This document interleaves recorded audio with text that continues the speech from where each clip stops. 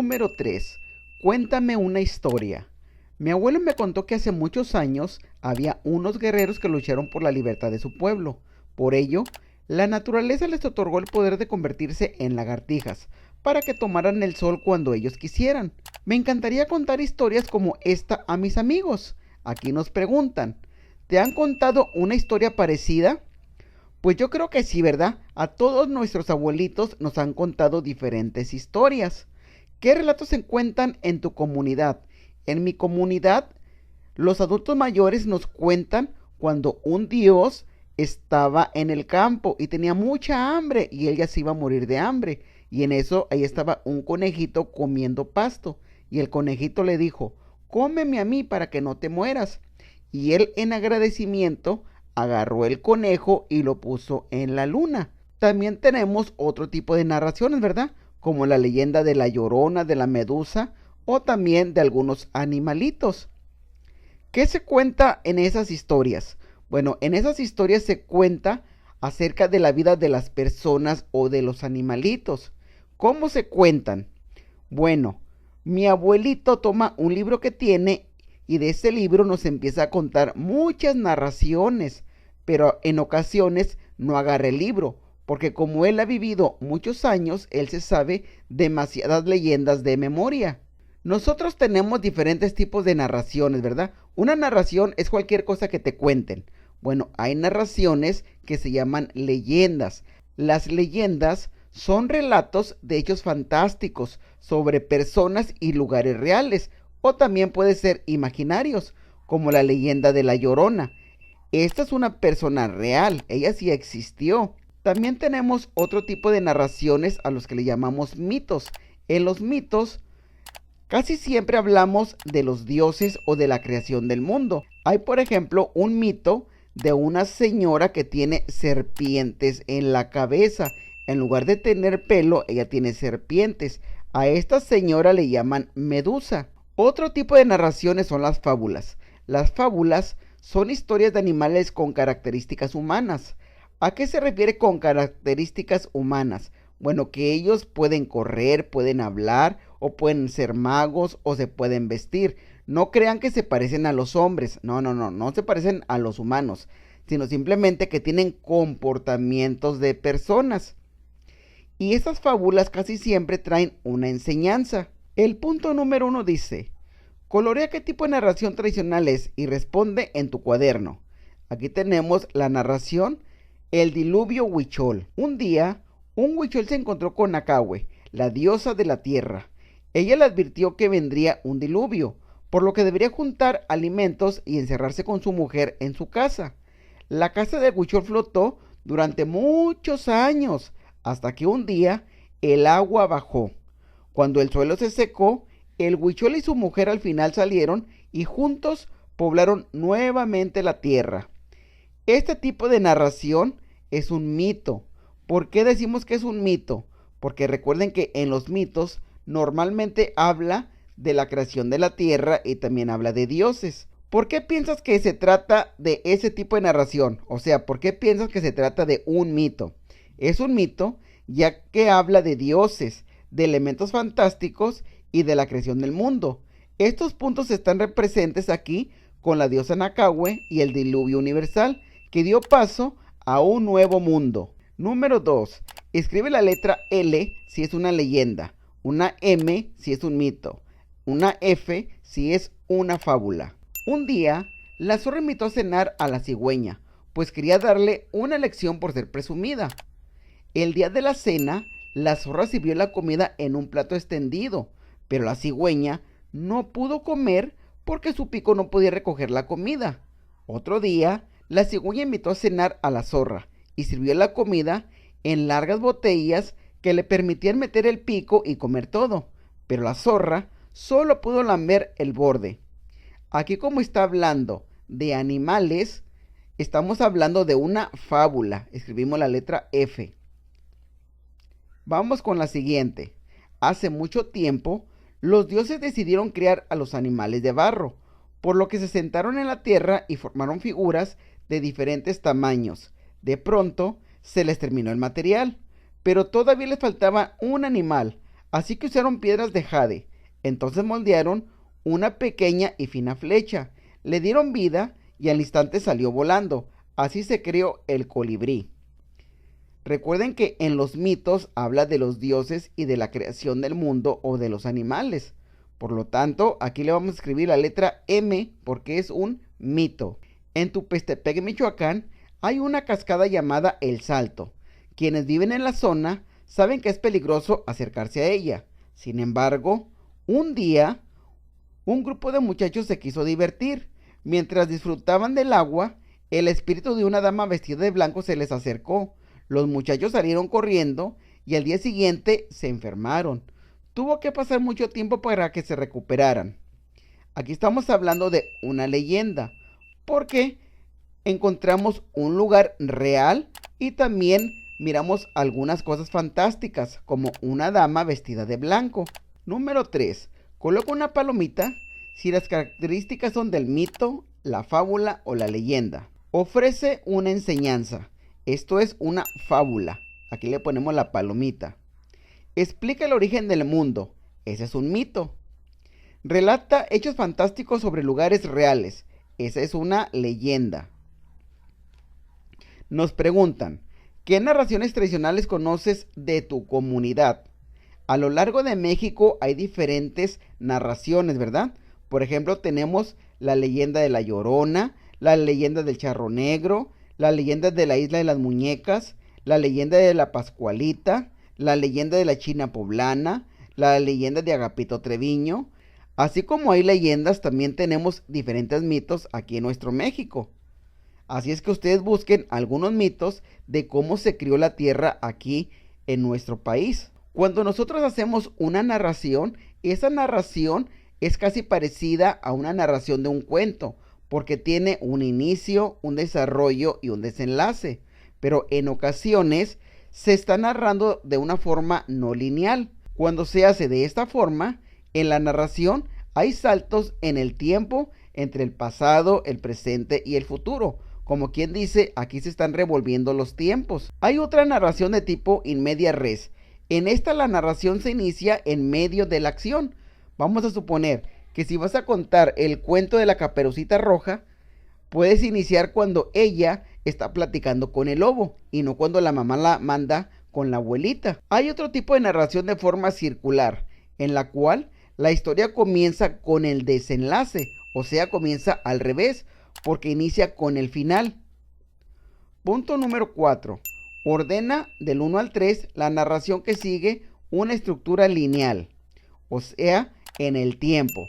Vamos a suponer que el señor está cosechando, ¿verdad? Él ya terminó de llenar las canastas. Le ponemos el número 1. Cuando de repente mira a un cerdito que tira el maíz que él ya había recogido. Entonces él se enoja con el animalito, con el marranito, y el marrano se pone triste. Después él vuelve a recoger la cosecha, o sea el maíz, y le da una mazorca al cerdito para que él no esté triste. En el siguiente cuadro vamos a poner la narración. En el inicio, aquí le pusimos el número 1, donde el señor cosecha el maíz. En el desarrollo, que es el punto número 2, se encuentra a un cerdito triste y hambriento. En el final, el señor alimenta al cerdo y ambos son felices. ¿Cómo acabaría el relato anterior si tuviera una estructura circular? Recuerden que en la estructura circular empieza al revés, por lo tanto va a finalizar con el inicio. ¿Y cuál es el inicio? Donde el señor cosecha el maíz. Número 5. Lee la narración y dibuja lo que se solicita. La historia de Ana. Ana es la señora más querida del pueblo. Ayuda a los animales que se encuentran en su camino. Les da alimento y agua. En tiempos de calor, cuando ella era niña, preparaba unas congeladas de limón para repartirlas a sus compañeros en la escuela y en el parque que visitaba cada tarde. Ahora, cuando ve a los migrantes, también les prepara unas tortas para que no anden con el estómago vacío en su largo camino. Pues dice que, cuando era joven, ella también viajó a muchos lados para que sus papás pudieran trabajar y hubo gente que le ayudó mucho. Así que, ahora de adulta, tiende la mano a quien lo necesita. Aquí vamos a dibujar a Ana cuando ella era niña. cuando preparaba unas ricas congeladas de limón. En algunos lugares a esto le llaman congeladas, bolis o gelatinas. Ana cuando era joven dice que viajaba mucho. Bueno, vamos a dibujar aquí un carro y donde Ana va viajando. Ana en el presente pues ya es una señora mayor y ella prepara unas ricas tortas para las personas que son migrantes. Número 6. Observa la imagen y escribe cómo se inicia la narración justo en el momento del conflicto. Aquí miramos a una señora que mira que lo que ella está tejiendo está tirado. Bueno, a ella le vamos a poner un nombre. Ella se va a llamar Inés. Inés llega a su casa y mira que su costura está tirada y se molesta. Inciso A. ¿Cómo crees que continuaría la historia anterior? Recuerden que si nos enojamos no debemos de gritar ni tampoco debemos de discutir con las personas. Siempre tenemos que platicar, ¿ok? Bueno, Inés investiga quién inicia el desorden, dialoga con los involucrados y llegan a un buen acuerdo para que nadie tome las cosas ajenas sin permiso. Aquí nos dicen lo siguiente. En las narraciones hay relaciones de causa y consecuencia. Cuando un hecho ocasiona otro hecho o las acciones de un personaje provocan un efecto. Por ejemplo, la tejedora, o sea, Inés, la señora que está aquí. La tejedora no pudo conciliar el sueño. Esa fue la consecuencia. Al imaginar que el hilo dorado no llegaría a tiempo. Esa sería la causa. ¿Cuál es la causa? Que el hilo no llegue a tiempo. ¿Cuál es la consecuencia? Pues que la señora Inés no va a poder conciliar el sueño. Ordena las acciones de 1 a 3 a partir de la primera causa y las consecuencias que desencadenó. Aquí inicia la causa. Miramos algunas nubes en el cielo y empieza a caer las precipitaciones, empieza a llover. Y si llueve mucho, la consecuencia va a ser que los campos se van a inundar. Número 8. Lee la narración y luego responde. El murciélago presumido. El murciélago no tiene plumas, pero no siempre fue así. Se cuenta que tenía un hermoso plumaje. Él le había pedido al criador que le diera plumas y éste le aconsejó que le quitara una pluma a los pájaros más bellos de la tierra para ponérselas. Eso hizo y por eso era muy presumido. Así pasaron muchos años hasta que el criador se dio cuenta de su actitud y decidió arrancarle el plumaje. Desde entonces, el murciélago se esconde en las cuevas para ya no acordarse. Aquí podemos observar cómo el murciélago era muy presumido, ¿verdad? Y todos los demás animalitos se empezaron a enojar. En el inciso A nos dicen, ¿qué consecuencia tuvo la actitud del murciélago? La consecuencia fue que el criador le arrancara las plumas. Aquí nos dicen lo siguiente, al escribir una narración se deben utilizar signos que marquen pausas necesarias para darle un sentido al texto. Por ejemplo, utilizamos el punto y seguido, que señala el final de una oración. El punto y aparte, el cual indica el fin de un párrafo.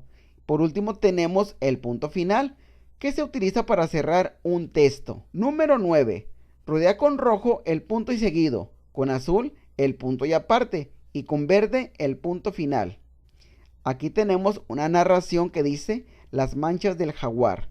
Bueno, vamos a buscar el punto y seguido. Aquí tenemos un punto y seguido y lo vamos a marcar en color rojo. Recuerden que el punto y seguido lo van a encontrar en medio de un párrafo. Va a ser un punto y luego está seguido el párrafo, ¿verdad? Pero inicia con una mayúscula. Aquí tenemos otro punto y seguido.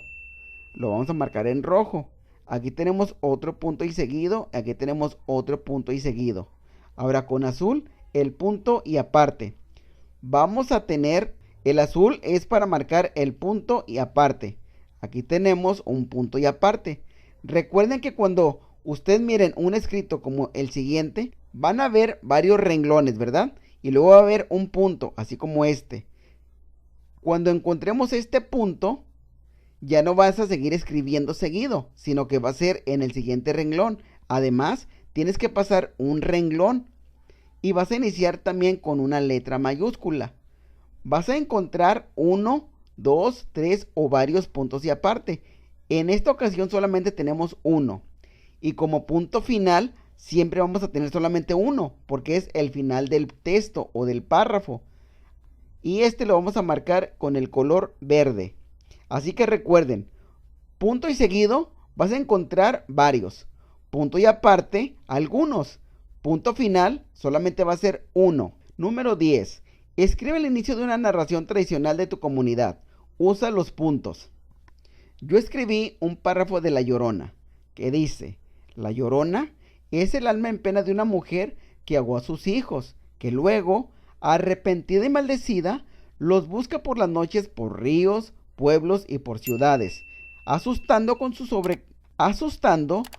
sobrecogedor llanto a quienes la ven. Número 11. Coloré las casillas que corresponden a nivel de tu aprendizaje. Identifico los tipos de narraciones tradicionales. Reconozco las maneras de narrar. Comprendo las relaciones de causa y consecuencia. Uso correctamente los puntos. Si ya lo haces muy bien, vas a marcar la primera casilla.